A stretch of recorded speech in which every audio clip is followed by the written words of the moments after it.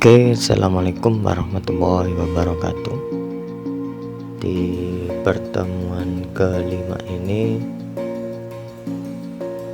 materi selanjutnya yaitu penjelasan tentang perangkat keras komputer, mengenal jaringan komputer. Ini materi kelima, informatika kelas 10 man 1 Pasuruan.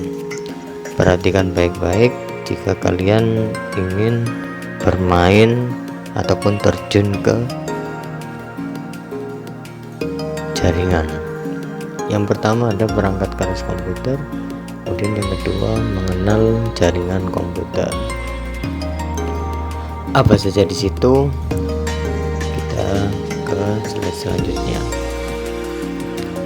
Yang pertama ada perangkat keras komputer. Perangkat keras komputer itu bisa disebut juga dengan hardware, sebuah komponen fisik pada komputer yang digunakan oleh sistem menjalankan perintah. Jadi perangkat keras itu bisa dilihat, bisa diraba, dan bisa disentuh. Itu di dalam sebuah jaringan komputer, berada di dalamnya, di dalam satu komputer. Apa saja yaitu macam-macam perangkat kerasnya. Yang pertama sampai yang ke-20 itu semua adalah perangkat keras komputer. Di situ sudah saya jelaskan di pertemuan kedua.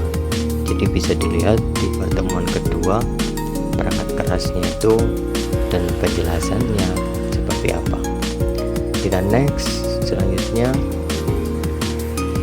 Sebelum kita ke jaringan, maka kita mengenal sejarah komputer. Apa yaitu yang dimaksud dengan pengertian komputer? Komputer adalah alat yang dipakai mengelola data. Dan komputer semula dipergunakan pekerjanya untuk menghitung sebuah aritmatika. Jadi kalian belajar matematika itu semuanya berhubungan dengan komputer. Jadi istilah komputer itu bisa dikatakan mesin hitung, karena pengelolaan informasi berhubungan dengan masalah aritmatika, dan komputer modern dipakai untuk banyak tugas pekerjaan yang sudah kita pakai. Secara luas, peralatan elektronik yang terdiri dari beberapa komponen. Jadi komponen mengikuti layar monitor, CPU, keyboard, mouse, termasuk hardware dan software itu di dalamnya menjadi satu, menjadi sebuah komputer. Dalam definisi seperti itu terdapat alat seperti slide rule, jenis kalkulator, sampai komputer elektronik yang kontemporer. Istilahnya cocok yaitu seperti komputer, memperluas informasi dan pengelolaan data sistem informasi. Dan saat ini komputer sudah semakin canggih. Jadi mulai generasi pertama, generasi kedua, ketiga, sampai sekarang itu semakin canggih. Jadi komputer terdapat generasi yang saya jelaskan ini, generasi pertama sampai generasi 5. Jadi kalian bisa mencari generasi pertama seperti apa, kedua seperti apa, sampai generasi kelima. Kita lanjutkan. Di sini kita mulai dengan mengenal jaringan komputer. Apa yang dimaksud dengan jaringan komputer? Kumpulan dua atau lebih komputer yang saling berhubungan. Ada yang menggunakan kabel, ada yang tidak menggunakan kabel. Untuk apa? Untuk berkomunikasi berupa data, sebuah data teks, suara, gambar, ataupun video. Sejarah jaringan komputer dimulai tahun 1940. Jadi di Amerika Serikat melalui proyek pengembangan komputer. Kelompok risetnya yaitu di Harvard University dipimpin oleh Howard Aiken. Proyek tersebut hanya bertujuan untuk memanfaatkan sebuah perangkat komputer sehingga dapat dipakai secara bersamaan. Pada tahun 1969 dibentuklah jaringan komputer pertama yang disebut ARPANET. Kita next ke selanjutnya. Manfaat dan keuntungan jaringan komputer. Komputer saling berhubungan, dapat melakukan sharing file. Jadi mengirim sebuah file itu tidak secara menggunakan flash disk ataupun hard disk, tetapi langsung menggunakan sebuah jaringan. Dengan adanya penyimpanan file terpusat ataupun bisa disebut dengan server. Jadi server itu bahan penyimpanan utama. File atau data yang di server dapat saling dibagi dan dimungkinkan pemakaian aplikasi secara bersama-sama oleh multi user. Multi user itu jadi tidak hanya satu, bisa 2, 3 ataupun lebih, dan memudahkan kita membackup data. Membackup data itu sama halnya mengembalikan sebuah data. Mungkin kita akan mendapatkan data terbaru ataupun data secara cepat.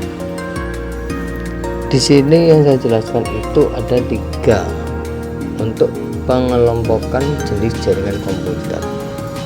Yang pertama adalah jaringan komputer berdasarkan area ataupun luas wilayah. Dan yang kedua, komputer ini berdasarkan topologi. Jadi bentuknya itu, bentuk jaringannya seperti apa. Yang ketiga, yang C, jaringan komputer berdasarkan media transmisi. Di slide selanjutnya akan saya jelaskan. Jaringan komputer berdasarkan area. Berdasarkan area pun itu dibagi menjadi 3. Ada LAN, MAN, WAN, singkatannya ada di situ semua. LAN atau bisa disebut dengan Local Area Network. Batas ukuran luasnya adalah 1 gedung, jadi menggunakan kabel. Semua ini menggunakan kabel. Contoh LAN terdapat di tempat instansi kita, di sekolahan ataupun di madrasah. Jadi dalam LAN dapat grup ataupun kumpulan beberapa komputer. Jadi komputer 1, komputer 2, komputer 3, dan berapapun banyak komputer itu bisa tersambung menjadi satu, seperti contohnya di lab. Sedangkan workgroup terdiri dari user, siswa-siswa. Penggunaannya workgroup seperti untuk memudahkan penanganan ataupun manajemen sebuah jaringan. Manfaatnya, penggunaan untuk jaringan LAN dapat melakukan pertukaran file, kemudian berbagi pakai printer juga bisa, kemudian penyimpanan sebuah data menuju server, kemudian dapat juga berkomunikasi dengan komputer lainnya yang ada di ruangan tersebut. Ini adalah sebuah contoh jaringan. Jadi di tengah ini ada yang namanya switch hub. Ini alatnya switch hub. Kemudian ada komputer 1, 2, 3, 4, 5, dan 6. Dan di komputer 6 ini semuanya bisa ngeprint menjadi satu. Itu manfaatnya kegunaan LAN. Kemudian yang kedua, MAN ataupun Metropolitan Area Network, jaringan komputer yang berhubungan dengan dalam satu kota. Jadi satu contoh, ada dua gedung 1 dan gedung 2 ini disambungkan menjadi satu. Jadi gedung A dan gedung B itu sama-sama memiliki sebuah jaringan komputer 6 ataupun lebih. Jadi semua di sini saling berhubungan. Jadi dua gedung dari A dan B itu bisa koneksi secara langsung untuk pengiriman sebuah data. Kemudian WAN bisa diartikan dengan Wide Area Network. Jaringan ini mencakup geografis paling luas hingga menjangkau pulau lain. Jadi jaringan seperti ini itu sangatlah besar, meskipun dari desa ke desa, bahkan melewati sebuah negara itu bisa. Jadi ada sebuah jaringan satelit, kemudian penerima, kemudian langsung masuk ke sebuah gedung. Dan selanjutnya jaringan komputer berdasarkan topologi jaringan ataupun bentuk. Jadi di sini ada topologi dari bentuk-bentuknya, bentuk-bentuk jaringan. Yang pertama ada topologi bus, ada ring, ada star, ada tree, ada mass. Langsung saya jelaskan. Di sini topologi bus.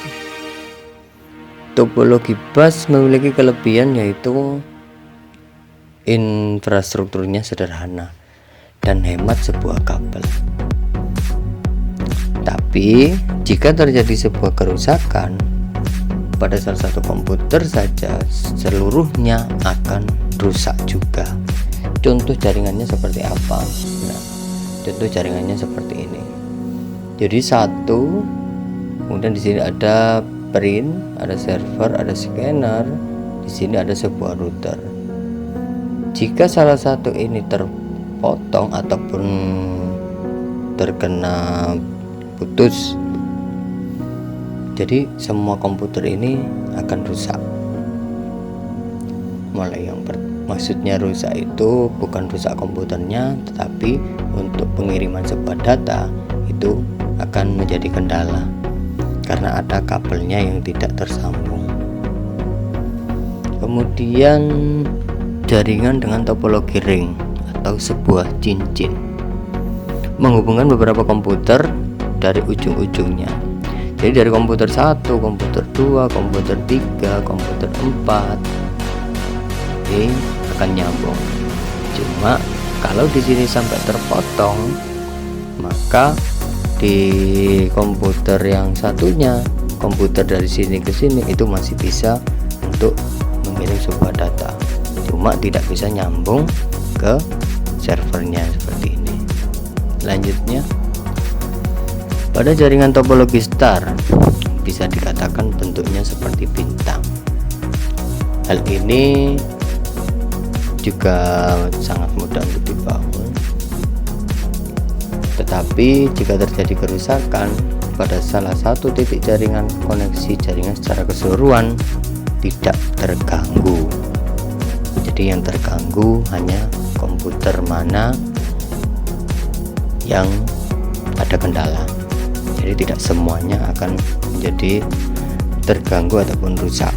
Kekurangannya pemakaian kabel lebih banyak dibandingkan yang topologi bus tadi. Selanjutnya yaitu dengan jaringan dengan topologi tree. Masing-masing juga didukung sebuah hardware dan software, tetapi panjang segmen dibatasi oleh tipe kabel yang digunakan. Jadi panjangnya itu tidak bisa secara meluas satu gedung, dan ini adalah contohnya. Jadi sebuah kabel jaringan 1, kemudian di sini 2, dan di sini 3. Jadi ada switch up, di sini ada switch up, langsung mencabang-cabang. Cuma hal seperti ini juga agak sulit untuk pemakaian ataupun pemasangan. Topologi web sering pula disebut topologi jaring. Dinamakan mesh karena setiap komputer akan berhubung ke setiap komputer yang akan disambungkan. Kemudian jaringan komputer berdasarkan media transmisi, media pengantar. Apa saja di situ? Media transmisi adalah media pengantar data yang dapat berupa kabel atau gelombang elektromagnet. Jenis kabel yang digunakan di sini ada 4, ada kabel UTP, ada kabel STP, ada kabel koaksial, ada kabel fiber optik. Contohnya dari sini kabel STP. Kabel STP hampir mirip dan sama seperti kabel UTP. Contohnya di sini. Nah, ini termasuk kabel UTP ataupun bisa disebut dengan kabel LAN. Dan di sini yang terakhir itu ini adalah kabel koaksial. Kabel yang memiliki satu konduktor tembaga di tengah. Lapisan plastik biasanya dibuat antena rumah. Dan mampu menjangkau jarak 200 meter.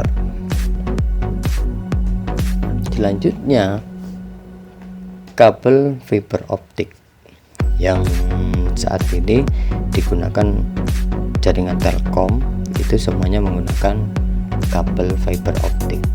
Jangkauannya kabel seratnya mencapai 2000 meter. Jadi jarak jauh 2000 meter ataupun 1000 meter seperti kita pemasangan sebuah wifi itu masih sangat stabil jika menggunakan kabel fiber optik. Wireless terkadang disebut dengan WLAN.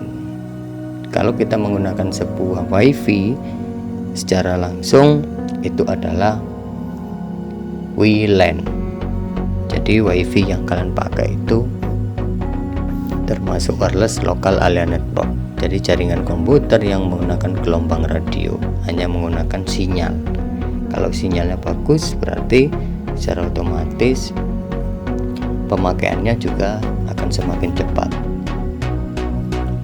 Kemudian satelit.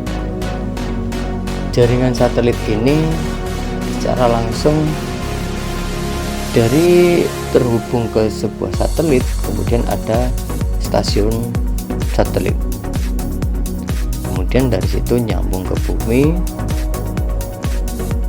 Dari sambungan tersebut langsung ke gedung ataupun ke sebuah jaringan komputer. Sistemnya banyak diterapkan pada mesin-mesin ATM, televisi berlangganan, ataupun sebuah telepon satelit. Kecepatannya juga sangat tinggi untuk transfer sebuah data dan jaringannya akses langsung router ISP dengan keandalan mendekati 100%. Berarti kecepatannya luar biasa. Oke, sampai di situ pertemuan kelima. Simak baik-baik dan silakan dicatat, dirangkum untuk bahan tugas akhir ataupun PTS. Sekian dari saya. Wassalamualaikum warahmatullahi wabarakatuh.